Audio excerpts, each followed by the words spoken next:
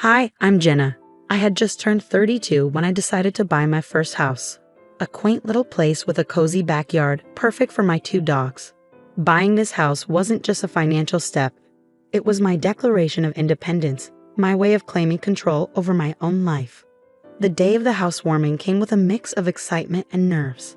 I planned everything meticulously, wanting it to be a blend of fun and formality, a true milestone. My parents were the only family I invited, given the complicated dynamics of extending further. As guests arrived, the afternoon buzzed with laughter and conversation. I was in the middle of showing my college friend Lisa some renovation plans when the doorbell rang again. Expecting a neighbor or a late-arriving friend, I opened the door with a smile, only to find my mom standing there with Carson and his daughter, Vanessa. Carson grinned, though it didn't reach his eyes, while Vanessa looked around my living room like she had just walked into a thrift store. "Jenna, darling, hope you don't mind us bringing a little extra company," my mom chirped, breezing past me without waiting for a response.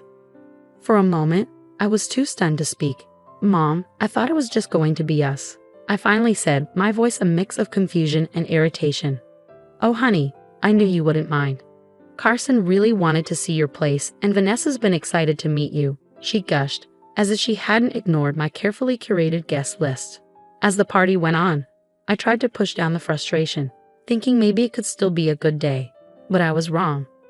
"I would have chosen a different color here. This shade is so 2010, Vanessa said loudly, eyeing my living room with disdain. My friends, caught in the moment, exchanged awkward glances as the room fell silent. My cheeks burned with a mix of embarrassment and anger. This was supposed to be my celebration, my moment. I couldn't let her ruin it. I turned to Vanessa, forcing a tight smile. "Well, not all of us need to follow the latest trends to feel good about our homes. Some of us prefer something more timeless," I replied, sharper than I intended. But it didn't end there. "Why would anyone arrange their living room like this? It's almost like she's never heard of interior design," Vanessa quipped. That was it. I couldn't hold back any longer.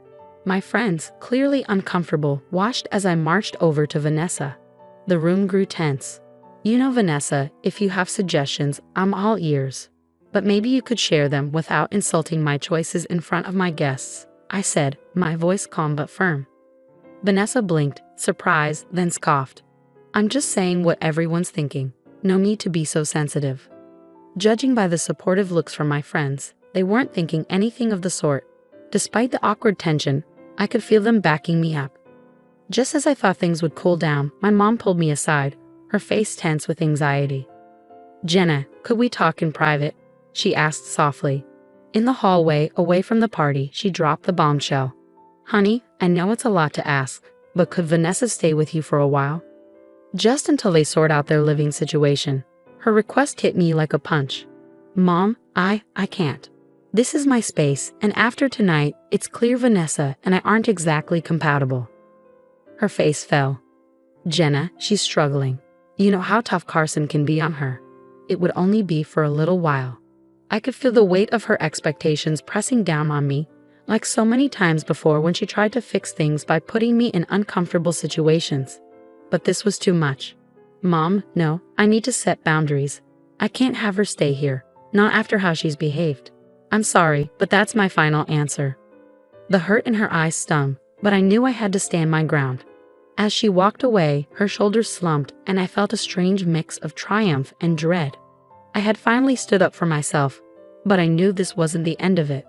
As the party wound down and the last guests left, the house felt quieter, almost eerie. The echoes of laughter were replaced by a stillness that settled heavily in the air. I started cleaning up, the simple task grounding me. Each dish I washed, every crumb I swept, felt like I was trying to clear away not just the physical mess. Debris wasn't the only thing I was trying to clear away. The emotional turmoil that had spilled over throughout the night clung to me. Lying in bed later, with the house dark and still around me, I replayed the evening in my mind. My spine tingled with the apprehension of what was to come. Vanessa's smug smirk, Carson's disapproving glare, my mother's disappointment, they all haunted the edges of my thoughts. As sleep finally claimed me, I clung to the hope that maybe the fallout wouldn't be as bad as I feared. But deep down, I knew better.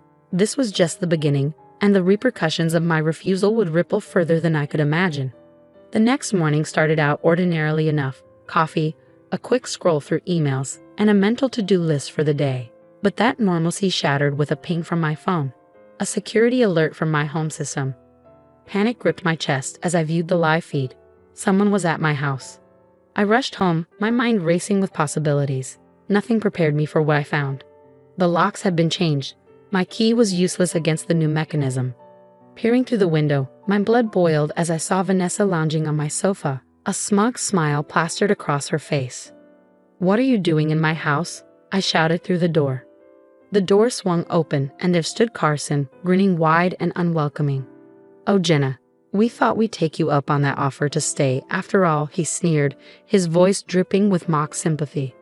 "There was no offer, Carson. Get out of my house now," I snapped, my voice sharp with a command I hoped would cut through his arrogance. Carson leaned lazily against the doorframe, his posture relaxed in stark contrast to the rising anger in my voice. Now, Jenna, let's not be hasty. You wouldn't want to upset your mother, would you? You know how she feels about the police." His words hit their mark. Carson knew exactly how to manipulate the situation. My mother had a deep-rooted fear of the police, stemming from a traumatic incident in her past, and Carson wielded that knowledge like a weapon. But I couldn't let that stop me. This was my home, my sanctuary. Taking a deep breath, I pulled out my phone. "I'm calling the police, Carson. You can't just break into someone's house and change the locks." His smirk faltered, uncertainty flickering across his face as I dialed. Within minutes, the sound of sirens filled the street. The police arrived swiftly, their questions precise. Carson and Vanessa's attempts to spin the situation fell flat against the legal reality of their actions. "I have every right to secure my property," Carson argued, though his confidence waned under the officer's unimpressed gaze. "The locks were changed without permission, and she was not notified," an officer said, making notes in his book. The law was clear. Carson and Vanessa had no leg to stand on. The eviction was quick. Carson and Vanessa were escorted out, their protests muted by the firm instructions of the police. Watching them leave, I felt a mix of relief and sorrow. Relief that my home was mine again, sorrow for the inevitable fallout this would cause with my mother. As the police wrapped up their report, one officer lingered. "Are you going to be okay?" he asked, his tone kind. I nodded, though my heart was heavy. "Yes, thank you. I didn't have a choice." He offered a sympathetic smile before leaving. Once the door clicked shut behind him, I stood in the quiet aftermath. The house felt larger and emptier, the space that was almost taken from me suddenly overwhelming. I walked through each room, reaffirming my presence in the place that had been violated. The weight of the day pressed down on me, a reminder that the battles were far from over. Carson and Vanessa might be gone, but the repercussions would ripple through my family, possibly irreversibly. Yet despite the turmoil, a stubborn flame of defiance flickered within me. This was my home, and I would fight for it, no matter the cost. The silence of the evening was shattered by the sharp ring of my phone. My heart sank as I saw my mother's name flash on the screen. I braced myself for the inevitable conversation. "Mom," I answered, my voice barely above a whisper. "Jenna," she began, her tone thick with emotion. How could you do this to Carson and Vanessa after everything they've been through?" Her words cut deep. I struggled to keep my voice steady. "Mom, they broke into my house. They changed my locks. What was I supposed to do? Just let them take over my home?" "You could have handled it differently, Jenna. You know how I feel about the police," she replied, her voice trembling with a mix of anger and disappointment. "Mom, I didn't have a choice. They left me no choice. This is my home, and I had to protect it," I said, frustration creeping into my tone. There was a long, heavy pause, the weight of her next words hanging between us. "I can't believe this. I thought you understood, Jenna. I thought you cared more about your family." "I do care, Mom," I whispered, "but shouldn't my safety and my rights matter too? Why is it always about what I can do for others, never about what's right for me?" The questions tumbled out, years of suppressed feelings fueling my words. "You just don't get it, do you?" Her voice cracked, laced with a mix of anger and sorrow. "I can't support this. I can't be part of it." My throat tightened. "What are you saying?" I asked, dreading the answer. "I think it's better if we don't talk for a while. I need to think about all this." Her final words cut through the air before she ended the call, leaving behind a silence that felt like a void. The phone slipped from my grasp, clattering to the floor. My mother, my lifelong anchor, had cast me adrift over this. I sank into the couch, the soft fabric offering no comfort. Looking out the window, the night stretched on endlessly, and the once comforting contours of my home now felt alien, reshaped by the day's events. Thoughts swirled in my mind of family loyalty, manipulation, and the personal cost of standing up for myself. Was there another way I could have handled it? A path that wouldn't have led to this rift? As the night drew on, I wrestled with those questions. Manipulation wasn't just about coercion. It was about making someone feel guilty for holding their ground. Carson had used my mother's fears to control me, and now my mother was unintentionally doing the same with her disappointment. By dawn, a quiet resolve had settled over me.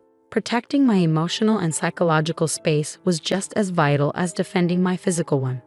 The rift with my mother was painful, but it was necessary for my growth. Standing in the stillness of the early morning, I knew that while the battle for my home was over, the journey to reclaim my life had just begun. As days turned into weeks, the sting of my mother's words faded into a persistent ache, a constant reminder of the price of my newfound autonomy. Her silence was deafening, but with each passing day, I found pieces of myself I hadn't realized I'd lost in the fray of family obligations.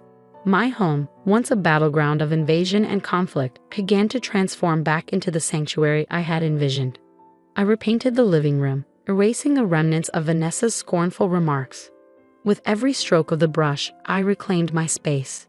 New locks, stronger and more secure, clicked reassuringly under my fingers, symbolizing the boundaries I was learning to set. In the solitude of my reclaimed home, I discovered a resilience I hadn't given myself credit for. Friends and neighbors, aware of the ordeal, rallied around me. Their support soothed the isolation my family's absence had left behind. Dinners, movie nights, and long walks with those who chose to stay by my side filled my days, reminding me that family isn't only about blood, it's about who stands with you when the ground falls away. The fate of Carson and Vanessa became a distant murmur, their paths diverging from mine in the wake of their eviction. Rumors of their struggles occasionally reached me through mutual acquaintances, but they no longer held sway over my emotions. My focus was on rebuilding, on fortifying the life I chose, rather than the one imposed upon me. One crisp morning, as I stood in my garden planting seeds that would one day bloom into vibrant flowers, I realized this was what true independence felt like. Not the absence of conflict, but the presence of peace in its aftermath. The estrangement from my mother was a deep scar, one that might never fully heal, but it was also a testament to the lengths I would go to protect my peace.